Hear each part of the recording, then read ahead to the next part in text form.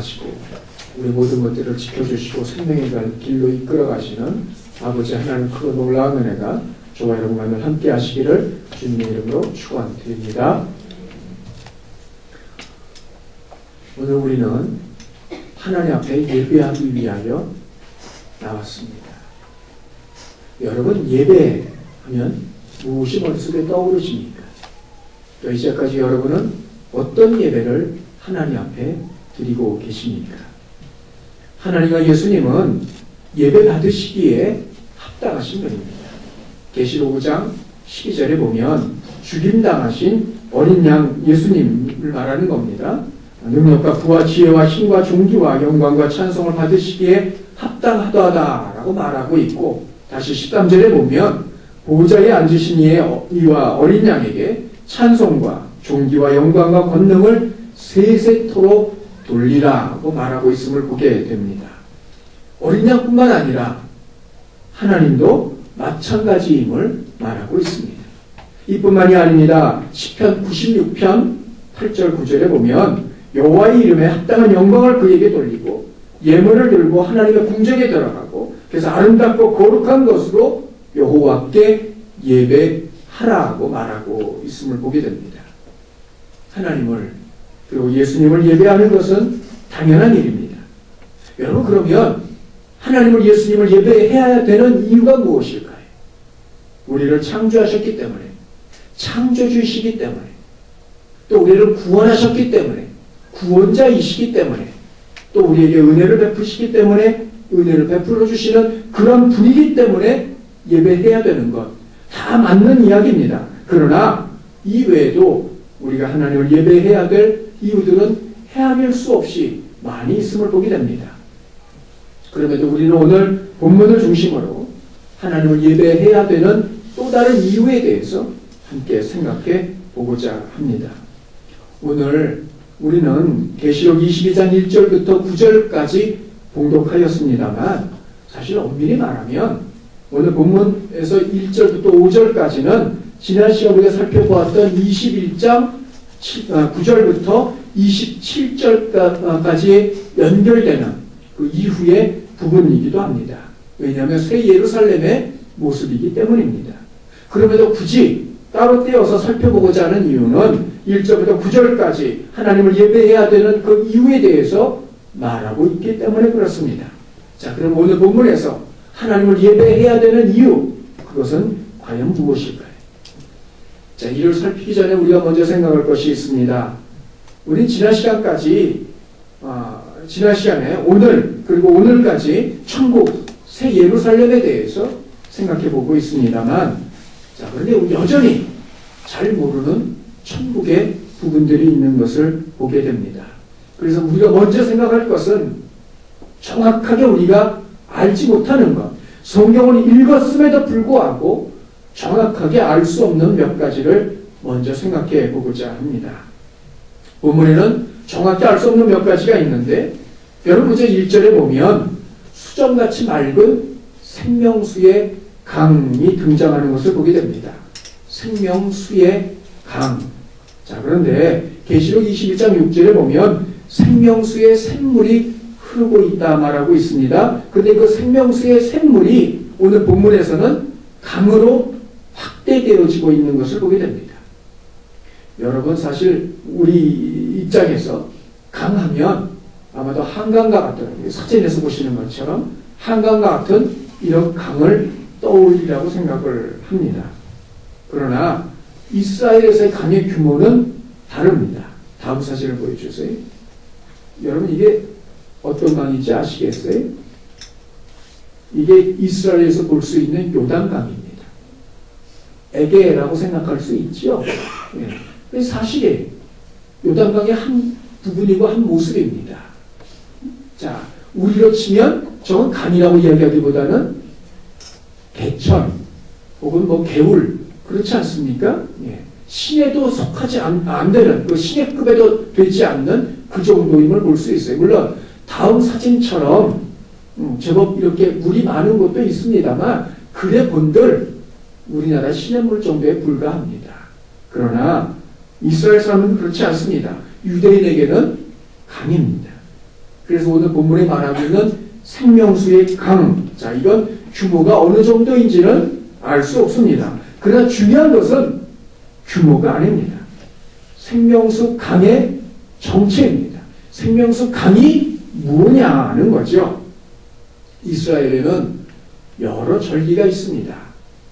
그 중에 가장 유명한 절기 3가지가 있는데, 자, 그 중에 하나가 초막절 혹은 장막절이라고 불려지는 바로 이 절기입니다. 이스라엘이 광야에서 장막 텐트죠. 거기서 40년 동안 지냈던 것을 기념하기도 하고, 또 한편으로는 올리브나 포도를 수확한 다음에 그걸 감사하는 감사절기가 바로 이 초막절 혹은 장막절입니다. 자, 이 유대력으로 이게 7월 15일인데 우리로는 9월에서 10월 사이에 속해 있는 바로 이제 그러한 때입니다. 자, 이때 사진을 보시면 제사장들은 매일 아침마다 금으로 만들어진 그런 이 주전자를 들고 가서 실로암에 가서 실로암 연못에 가서 물을 길어옵니다. 매일 아침마다 저걸 합니다. 자, 그리고 저렇게 길어온 물을 가지고 성전에 와서 제단에 붓습니다. 다음 사진을 보시는 것처럼 저기 제단에 쏟아붓고 있는 그런 장면을 보게 됩니다. 자, 이거 광야 생활하는 가운데 반석에서 끊임없이 물을 내주신 것을 감사하고 기념하는 것이기도 하고, 또 한편으로는 유대인들이 고대하고 있던 메시아가 오실 때 부어주실 성령님을 상징하고 기대하는 것, 바로 그것을 말하는 것입니다.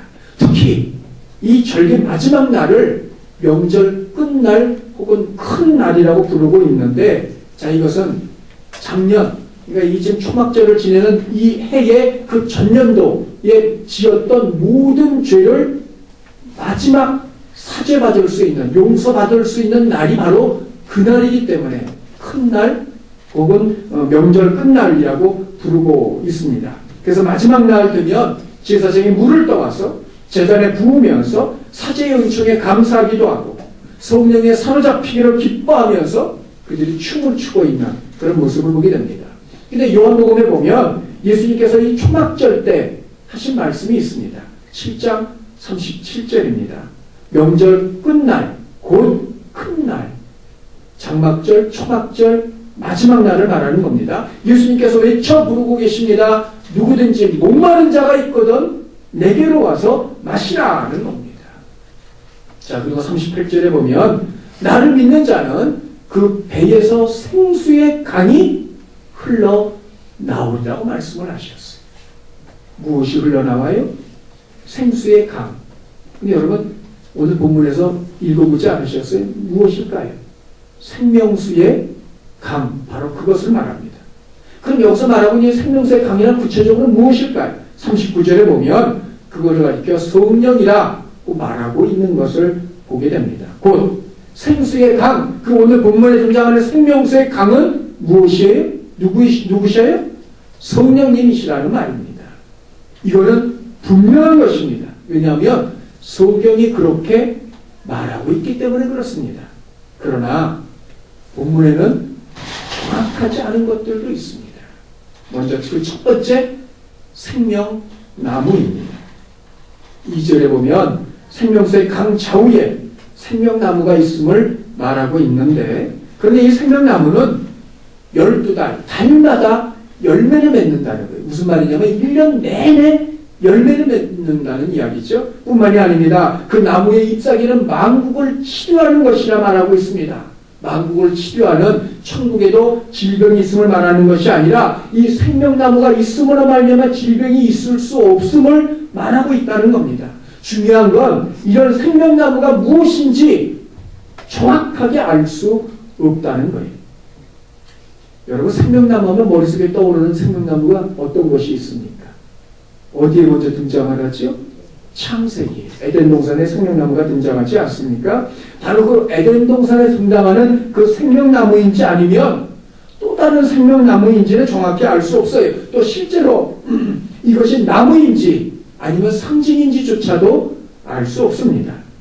그래서 우리가 첫 번째 알 수 없는 것, 생명나무에 대한 것, 바로 그것입니다. 두 번째 알 수 없는 것이 있습니다. 그건 섬김입니다. 3절에 보면 그의 종들, 하나님의 백성들, 자녀들을 말합니다. 그들이 그를, 하나님을 말하는 겁니다. 섬기며 라고 하였는데 여기서 이 섬김을 흔히 우리는 예배라고 말하고 있습니다. 자, 그러면 이 예배가 지금 우리의 예배라고 말할 수 있겠느냐는 거예요. 아무도 그렇게 말할 수 없습니다. 예배는 예배인데 어떤 예배인지, 어떻게 드리는 것인지, 순서가 어떻게 되는지 우리는 전혀 알 수 없다는 거예요. 그냥 예배라고만 이해할 수 있다는 겁니다. 구체적으로 그것이 어떤 예배를 말하는 것인지 우리는 정확하게 알 수 없습니다. 뿐만 아니라 섬기며, 자, 이게 능동형이에요. 자발적으로 자원해서 예배하고 있다는 말입니다. 다는 아니겠습니다만 지금처럼 그냥 주일이 되었으니까, 교인이니까 와서 예배하는 것이 아니고, 마지못해 예배하는 것이 아니고, 정말 아이들 같은 경우에 부모의 손에 이끌려 억지로 나와서 예배하는 것이 아니고, 내가 원해서 자발적으로 하나님 앞에 예배하는 모습이라는 말입니다. 그럼에도 그 섬김 예배가 정확하게 무엇인지 우리는 알 수 없습니다. 세 번째, 하나님의 얼굴을 아는 것이 무엇인지 알 수 없습니다. 4절에 보면 그의 얼굴, 하나님 그리고 예수님의 얼굴입니다. 그 얼굴을 볼 터이요 라고 하였는데 여기서 얼굴을 본다는 것은 유대 개념에서 화해가 이루어지고 교제가 다시 시작되는 것을 의미합니다. 창세기에 보면 아담이 범죄한 다음에 제일 먼저 한 일이 하나 있습니다. 혹시 그게 무슨 일인지 아시겠습니까? 창세기 3장 8절을 보십시오. 여호와의 낯을 피하여 그랬어요. 범죄한 다음에 제일 먼저 한 일, 하나님의 얼굴을 피한 것입니다.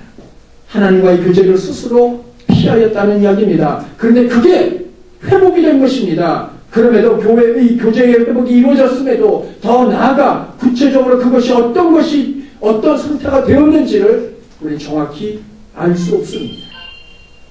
네 번째입니다. 세세토록 왕 노릇하는 것이 무엇인지 알 수 없습니다. 5절에 보면 예수님은 왕 또는 왕이시고 또한 성도들도 왕인 것을 알 수 있고 예수님과 더불어 함께 왕 노릇, 왕의 역할을 할 것이라 말하고 있습니다. 문제는 천국은 다 하나님의 자녀요, 백성이요, 다 왕이에요. 다 왕이면 누가 백성이겠어요? 다 왕인데 누구를 다스리겠어요? 그럼에도 불구하고 다스릴 것이라 말하고 있다는 겁니다. 창세기 1장 27절에 보면 하나님의 사람을 창조하시되 하나님의 형상대로 창조하셨노라 말씀하고 있습니다. 흔히 이 하나님의 형상을 지정의라고 말하는데 그렇지 않습니다. 여기서 말하고 있는 이 창세기에서 말하고 있는 하나님의 형상은 하나님을 대신할 하나님의 대리자를 말하고 있는 겁니다. 원래는 하나님께서 에덴 동산의 모든 것들을 다스리셔야 돼요. 왜? 하나님이 창조주시니까. 그러나 하나님의 그 역할을 사람에게 맡기셨다는 겁니다. 그게 하나님의 형상이라는 뜻입니다. 그러므로 왕노릇한다는 것, 다스린다는 것은 하나님의 대리자로 회복되는 것을 의미하는 것이지만 그러나 그럼에도 도대체 무엇을 다스리고 누구를 어떻게 다스릴 것인지에 대해서는 우리는 정확하게 알 수 없습니다. 자, 이상의 것들이 오늘 본문에서 우리가 정확히 알 수 없는 것들입니다. 그러나 본문에는 알 수 없는 것만이 아닙니다. 그것만 있는 것이 아닙니다. 분명하게, 확실하게 알 수 있는 것들도 있습니다. 그거는 천국에서 다시 없을 것들입니다. 자, 그 가운데 첫 번째, 천국에서는 다시는 목마름이 없을 것입니다. 예수님이 수가성 우물가에서 여인과 대화하면서 하신 말씀이 있습니다. 요한복음 4장 13절에 보면 이 물을 마시는 자마다 다시 목마르려니와 14절 내가 주는 물을 마시는 자는 영원히 목마르지 아니하리니 내가 주는 물은 영생하도록 솟아나는 샘물이 될 것이라고 말씀을 하셨습니다. 그럼 여러분 이 샘물이 무엇일까요? 다시 요한복음 7장 38절 보십시오. 나를 믿는 자는 그 위에서 생수의 강이 흘러나오리라. 샘물, 그것이 다시 생수의 강이 되었고 그것을 우리가 이전에 살펴보았던 것처럼 바로 성령님을 말씀하고 있는 겁니다. 천국에는 늘 성령의 충만함이 있습니다. 모든 하나님의 백성은 천국에서 성령의 충만함을 덧입어 살 수 있습니다. 성령님이 늘 함께 하시기 때문입니다. 그러므로 천국에서는 진정한 목마름이 없다는 말입니다. 여러분, 신앙생활 하는 과정에서 정말 열심히 하고 정말 내가 힘이 닿는 만큼 애를 쓰고 노력을 하고 할 수 있는 모든 것 다 했지만 그럼에도 불구하고 왠지 2% 정도 부족함을 느낄 때가 있지 않습니까? 그 정답이 바로 이것입니다. 성령의 충만함, 하나님과의 친밀함이 우리 가운데 없기 때문이라는 겁니다. 많은 사람들은 자기가 무엇인가 해서 하나님께 기쁘심을 드리려고 하고 있습니다. 그러나 하나님의 원하심은 우리가 무엇을 많이 하는 게 아니고 하나님과의 친밀함입니다. 그걸 위해서 성령께서 오셨고 천국에는 그 성령께서 그걸 위해서 우리 가운데 충만히 계십니다. 그래서 다시는 목마름이 없을 것을 말하고 있습니다. 두 번째, 천국에 다시 없을 것이 있습니다. 고절이 없습니다. 2절에 보면 생명나무가 등장을 합니다. 근데 이 생명나무가 에덴 동산의 그 생명나무인지 알 수 없지만 여러분이 에덴 동산의 생명나무를 한번 생각을 해보십시오. 창세기 3장 22절부터 23절에 보면 아담과 하와가 범죄한 다음에 하나님께서는 그들을 에덴 동산에서 내보내고 계세요. 그런데 그 이유가 무엇입니까? 범죄한 다음에 생명나무의 열매를 먹고 영생할까 하노라 하고 하나님께서 말씀하셨어요. 이 또한 구체적으로 무엇인지 우리가 조금 더 생각해 봐야 하겠습니다만 중요한 것은 이 생명나무 때문에 아담과 하와는 하나님으로부터 에덴 동산으로부터 거절되고 있다는 겁니다. 그래서 오늘 본문 3절에서 2절에서는 그 생명나무가 버젓이 다시 등장할 뿐만 아니라 오히려 그 열매나 그리고 그 잎사귀가 만국을 모든 성도들을 치유하고 있다는 겁니다. 다시는 사람들을 거절하지 않을 것을 말하고 있습니다. 세 번째, 천국에 다시 없을 것들이 있습니다. 저주입니다. 3절을 보십시오. 저주가 없으며 다시 저주가 없습니다. 저주.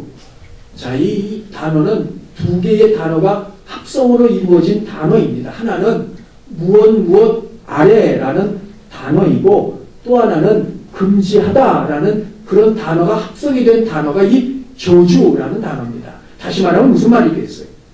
어디 아래, 무엇 아래에 있는 것을 금지하다라는 그런 의미예요. 다시 말하면 여기서 이 아래는 하나님을 상징을 합니다.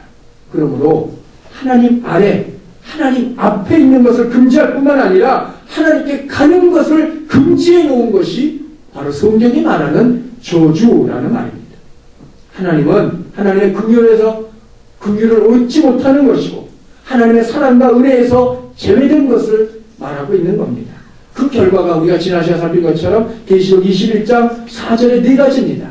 사망, 죽음입니다. 애통, 슬픔입니다. 곡하는 것, 탄식과 한숨입니다. 아픈 것, 평생의 수고와 그로 인한 육체적인 고통을 말하는 겁니다. 하나님의 긍휼을 얻지 못했기 때문에 하나님의 사랑과 은혜에서 떨어졌기 때문에 겪게 되어지는 모든 것들이고 아담이 범죄하였을 때 그에게 그리고 그 이후에 모든 인류에게 주어졌던 바로 그 저주, 바로 그걸 말하는데 그 저주가 거두어졌다는 것을 말하고 있습니다. 하나님께서는 에덴 동산에서 내리셨던 그 저주를 거두어 가신 겁니다. 그래서 다시는 저주가 없습니다. 네 번째, 다시는 얼굴을 감추지 않으십니다. 4절 다시 보십시오. 천국에서는 하나님의 얼굴을 대할 것이다, 볼 것이라 말하고 있습니다. 하나님의 얼굴을 본다. 여러분 창세기 3장 8절 우리가 살핀 것처럼 동산에 거니시는 여호와의 하나님의 소리를 듣고라고 말하고 있어요. 동산에 거니시는 여호와 하나님의 소리를 듣고, 이 말은 범죄한 아담을 향해서 하나님께서 소매를 걷어붙이고 이놈의 자식 어디 갔어? 이러고 찾으러 오시는 그 모습이 아닙니다. 이건 평소 하나님께서 아담을 만나러 오실 때의 그 장면을 말하고 있는 겁니다. 하나님은 그렇게 오셨어요. 그런데 아담이 스스로 얼굴을 피하고 있다는 말입니다. 이것은 무엇을 의미할까요? 동산에 거니시는 여호와 하나님의 소리를 듣고 범죄하기 전에 아담은 늘 하나님의 얼굴을 대면해 볼 수 있는 교제를 누렸음을 말하고 있는 겁니다. 그러나 범죄한 이후에 아담을 비롯해서 모든 인류에게는 하나님의 얼굴을 볼 수 있는 기회가 사라졌습니다. 심지어는 모세조차도 마찬가지였습니다. 출애굽기에 보면 모세가 하나님을 향하여 주의 영광을 보이소서라고 요구하고 있습니다. 그때 하나님께서 모세에게 하신 말씀이 있어요. 33장 20절 보십시오. 내 얼굴을 보지 못하리니 나를 보고 살 자가 없습니다. 결국 모세가 말한 주의 영광은 하나님의 얼굴이었어요. 자, 그때 하나님께서 말씀하십니다. 내 얼굴 보고 살 자가 없느니라 라고 말씀하시면서 그러나 내가 말했으니 내 얼굴은 보지 못하겠지만 내 등은 볼 것이다. 하나님의 영광이 지나간 흔적을 볼 것을 말씀하고 계십니다. 비록 사람들의 죽음을 막기 위한 배려의 조치이긴 하지만 하나님은 사람이 범죄한 이후에 얼굴을 감추셨습니다. 그러나 천국에서는 다시는 얼굴을 감추지 않으실 것입니다. 마지막 5번째입니다. 천국에서 다시는 밤이 없을 겁니다. 5절 보십시오. 다시 밤이 없겠고 등불과 횃불이 쓸데없고 왜냐하면 그 주와 예수니까 그리고 하나님이 등불과 횃불보다 더 밝게 비추실 것이기 때문에 그렇습니다. 그러나 물리적인 그리고 시간적인 밤은 그러므로 시간적인 물리적인 밤은 있을 수 없습니다. 그러나 5절에서 말하고 있는 그 밤은 물리적이고 시간상의 밤만을 의미하지 않아요. 사람에게 주어지는 모든 악과 어두움, 그로 인한 징계와 고통을 의미하고 있는 겁니다. 사람이 아무리 법 없이 산다고 할지라도 사람에게는 기본적인 악이 남아 있습니다. 우린 지난 주간 우리를 경악하게 했던 부천 여중생 그 사망사건의 주범이 그녀의 아버지요 어머니였다는 사실을 알고 있습니다. 들었습니다. 그러나 그분들이 무엇을 하는 분들입니까? 제가 최근에 그 기사를 보았더니 자기가 가지고 있는 사회적인 지위를 잃어버릴 것이 두려워서 아이가 죽은 것을 알리지도 않고 그 장사도 치르지 않고 그냥 내버려 두었다는 겁니다. 그리고 심지어는 그 다음날 아이가 죽고 난 다음날 가출 신고를 하고 있어요. 자기가 누리고 있는 모든 것들을 다 잃어버릴까 두려웠기 때문입니다. 목사는 뭐하고 사모는 뭐하겠습니까? 여전히 그 속에 악이 남아있는데 말입니다. 그런데 더 이상 다시는 그런 일이 없을 거라는 말입니다. 못된 일의 계획도 이중적인 모습도 은밀히 행해지는 그런 일들도 뿐만 아니라 모든 고통도 괴로움도 다시는 없을 것입니다. 이삭이 본문에서 말하고 있는 천국에서 다시 없을 것들입니다. 그 문제는 우리가 이것을 어떻게 정확하게 확신할 수 있을까요? 오늘 본문에 다시라는 말이 2번 등장을 합니다. 그러니까 그걸 제외하고 나머지 것이 없다는 것을 어떻게 확신할 수 있겠느냐 말이에요. 6절 보십시오. 또 그가 내게 말하기를 이 말은 신실하고 참된지라. 이 말, 우리가 앞에 살펴봤던 바로 그것들입니다. 신실하고 참된지라. 신실, 믿을 수 있고 참된, 거짓이 아닌 진짜라는 겁니다. 하나님이 보증을 하고 계십니다. 이 보증을 위하여 하나님은 보증인을 세우시는데 먼저 천사를 보내고 계신다는 겁니다. 그러나 천사만이 아닙니다. 7절 보십시오. 보라 내가 속히 오리니 예수님께서 하신 말씀을 천사가 그대로 전하고 있는 것입니다. 하나님은 이삭의 말들을 믿을 수 있고 사실임을 입증하기 위하여 천사를 보내셨고 보증인으로 말입니다. 나아가 예수님이 직접 오셔서 그것을 증명해 보이실 것을 말씀하고 계십니다.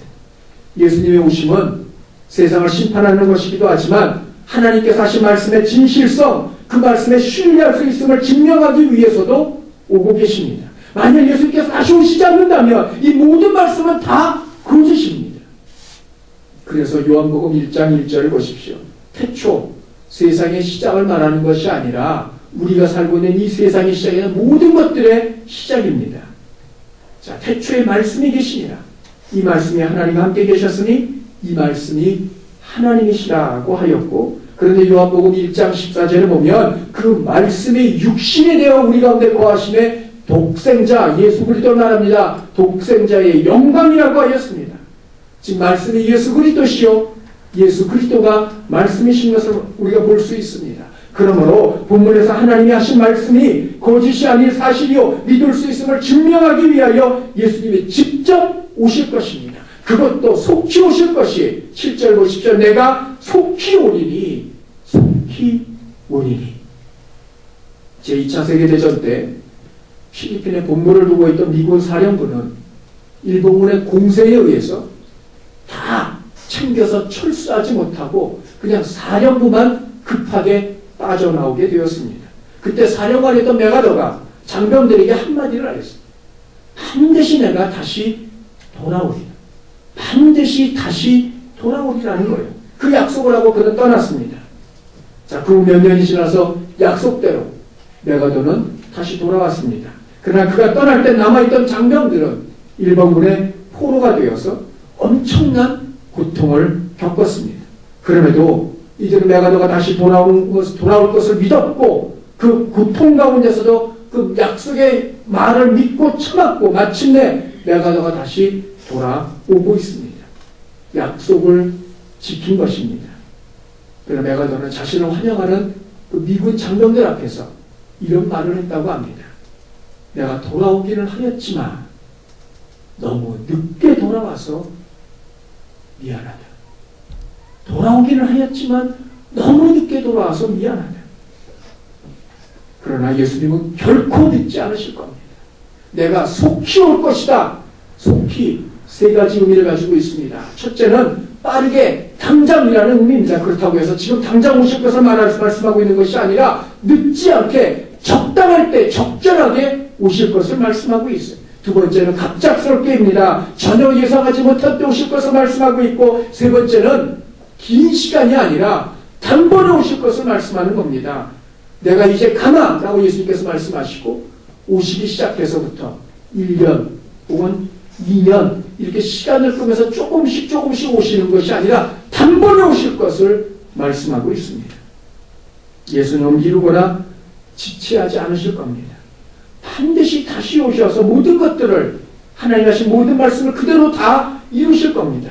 그러므로 다시는 우리에게 목마름이 없을 겁니다. 다시는 거절도 없을 겁니다. 다시는 저주도 없을 것이고 다시는 얼굴을 숨기지도 아니하실 것이고 다시는 우리에게 밤이 없게 하실 겁니다. 반드시 이루실 것이기 때문에 그렇습니다. 그러면 우리는 이 모든 것들을 이루실 하나님을 그리고 예수님을 예배해야만 합니다. 그러나 이 모든 걸 보고 들은 요한은 자신에게 이 모든 걸 보이고 전해줬던 천사를 향하여 경배하려 하였습니다. 천사가 보이고 말한 계시가 너무나도 엄청났고 그 엄청남에 압도되었기 때문입니다. 그러자 천사가 요한을 말리면서 말하는 것이 있습니다. 9절 우리 다 함께 읽습니다. 시작. 그가 내게 말하기를 나는 너와 내 형제의 선지자들과 또 이 두루마리의 말을 지키는 자들과 함께 된 종이니 그리하지 말고 하나님께 경배하라 하더라. 하나님께 경배하라. 원문의 의미를 보면 경배는 하나님께 하라는 그런 말씀입니다.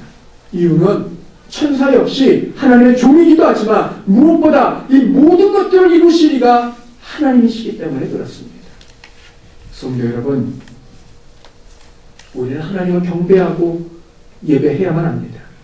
우리의 창조주이시고 우리의 구원자이시고 또 하나님 자체만으로도 우리는 당연히 그 하나님을 예배해야만 하지만 하나님은 다시는 우리를 목마르지 않게 하실 것이고 다시는 우리를 거절하지 않으실 것이고 다시는 우리를 저주 가운데 있지 않게 하실 것이고 다시는 우리를 향하여 얼굴을 숨기지 아니하실 것이고 다시는 우리에게 밤이 없게 하실 것이기 때문에 그 하나님을 그 예수님을 예배해야 한다는 말입니다. 스코틀랜드에 어느 한 고아원에서 있었던 일입니다. 이 고아원은 일반 아이들을 그런 돌보는 고아원이 아니라 지적 장애아들, 지적으로 낮은 아이들을 돌보고 있었던 그런 고아원이었습니다. 아이들이 지능이 낮은지라 이력이 떨어졌기 때문에 율동이라든지 혹은 노래 혹은 놀이를 통해서 성경의 이야기를 가르치고 나왔습니다. 자, 그 가운데 삼위일체를 아이들에게 가르칠 때는 이렇게 했다고 합니다. 손가락을 하나씩 피면서 하늘에는 성부, 성자, 성령님이 계신다. 그런데 하나님은 한 하나님이지만 그 안에 세 분이 계시고, 세 분의 하나님이지만 그 안에 한 하나님이시고, 그 가운데 예수님께서는 우리를 위하여 죽으셨단다 라고 이런 식으로 가르쳤다는 겁니다. 그러니 그 지적 장애 가운데는 마침 또 지능도 낮은 데다가 듣지 못하는 아이도 있었어요. 그럼 이중고의 고통이겠죠. 지능이 낮은 데다 듣지도 못하였으니 아이가 하는 대로 따라하기는 하였지만 정말 알아들었는지는 아무도 알 수 없었습니다. 어느 날 저녁 고아원에 화재가 발생을 했어요. 그 화재가 다 진압된 다음에 그걸 다 타고남은 것들을 정리하면서 그 듣지 못하는 아이가 지식에 숨져 있는 것을 발견했습니다. 그런데 이제 놀라운 것이 하나 있습니다. 그 아이는 자기의 다른 한 손으로 가운데 손가락을 꼭 쥐고 있었던 겁니다. 세 손가락 중 예수님을 상징하는 가운데 손가락만 잡으면 구원받을 수 있다는 그 믿음에 생명의 위협을 느끼자 그렇게 하였던 것입니다. 이 아이는 지능이 낮았습니다.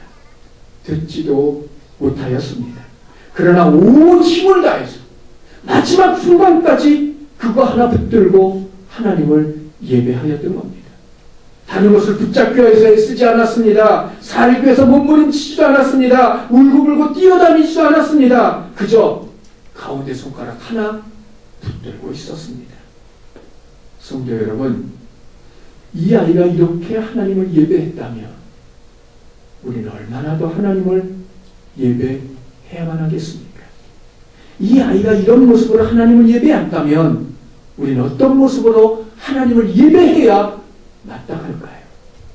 이 예배를 통해 다시는 목마르지 아니하려는 각오와 결단을 갖고 그런 자세와 태도로 하나님을 예배해야만 합니다. 하나님 다시는 나를 보존하지 않으실 터이니 나 역시 그런 하나님을 향하여 모든 불평과 원망과 소홀함을 내려놓고 무엇이든 받아들일 마음으로 하나님을 예배해야만 합니다. 다시는 내게 저주가 없게 하실 터이니 우리 또한 내가 표현할 수 있는 모든 친밀함을 다 표현하면서 하나님을 예배해야만 합니다. 다시는 내게 얼굴을 감추지 아니하실 것이니 나를 대면해 보실 바로 그 하나님, 지금 나를 보고 계신다. 내 눈이 무엇을 보고 있는지, 그리고 내 입술이 무엇을 말하려고 하고 있는지, 내 마음이 무엇을 생각하고 있는지 다 알고 계시기 때문에 그에 맞는 모습으로 우리는 하나님을 예배해야만 합니다.